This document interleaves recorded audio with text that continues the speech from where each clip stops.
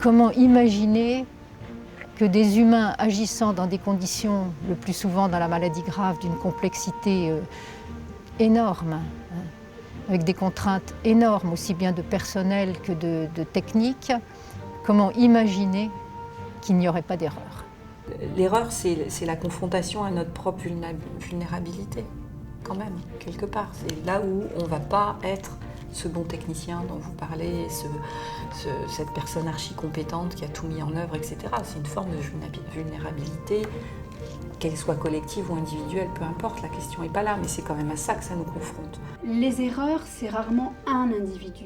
Une procédure médicale, c'est une chaîne avec plusieurs maillons et chaque élément de l'équipe intervient à une ou plusieurs de ces étapes. Plus les choses sont complexes, plus le risque qu'une erreur s'insinue dans le processus est grand. Et donc c'est une préoccupation permanente, sachant que le risque d'erreur médicale peut avoir des conséquences dramatiques. En hématologie, on fait nous-mêmes le calcul quand on doit injecter une chimiothérapie. Et donc, il y a un premier calcul qui est fait par une infirmière, qui ensuite est contresigné par la collègue avec qui on travaille, pour être sûr de ne pas faire d'erreur. J'ai fait ce calcul, je me suis trompée dans le calcul, j'ai mal placé ma virgule, et j'ai été contresignée par ma collègue, et j'ai injecté, du coup, la mauvaise dose à un enfant. Je savais très bien comment ça se passait, que dans la nuit, il lui mettait une poche de nutrition. Mais dans cette poche de nutrition, il y a pas que de la nutrition. Il y a des médicaments, il y a des dosages de vitamines personnalisés. C'est personnalisé, hein. C'est pas une poche de nutrition X que reçoivent tous les enfants, hein. Elle est adaptée à l'enfant en question, elle porte son nom. Là, elle portait bien son nom, mais la date était dépassée. Le personnel soignant s'est demandé comment cette pochette avait pu arriver là. Parce que normalement, elle n'aurait jamais dû arriver là. Rien de ce qui nous avait été dit ne correspondait à ce qui se passait.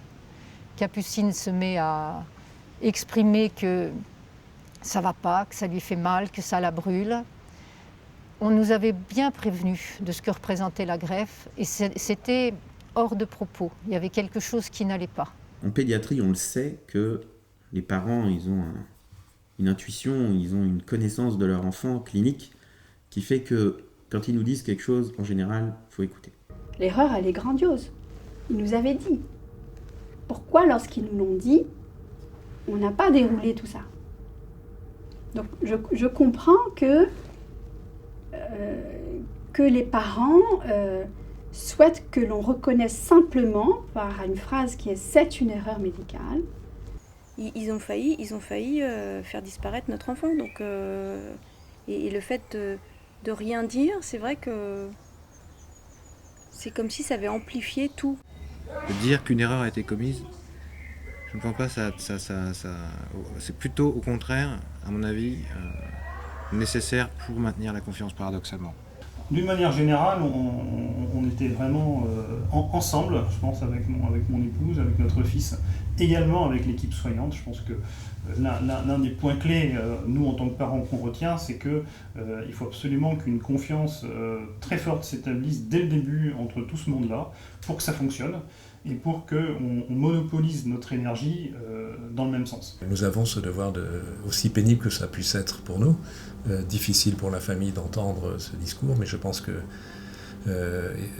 cacher les choses est une certaine forme d'abord de malhonnêteté intellectuelle, malhonnêteté éthique, et dont les conséquences peuvent être, in fine, en tout état de cause, bien plus désastreuses. C'est important de dire aux familles, quand survient une erreur,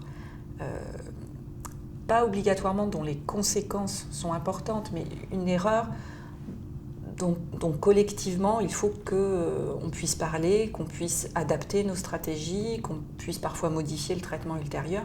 Là, je crois qu'il est vraiment important de parler aux familles, parce que sinon c'est la confiance qui va être mise en doute. Il faut apprendre des erreurs, il faut absolument en parler, il faut travailler dessus, il faut dire ok, qu'est-ce qui fait qu'il y a une erreur et qu'est-ce qu'on doit changer pour que cette erreur-là, plus jamais elle ne se reproduise. Ça par contre, on est absolument pas... on est condamnable si on ne fait rien après une erreur.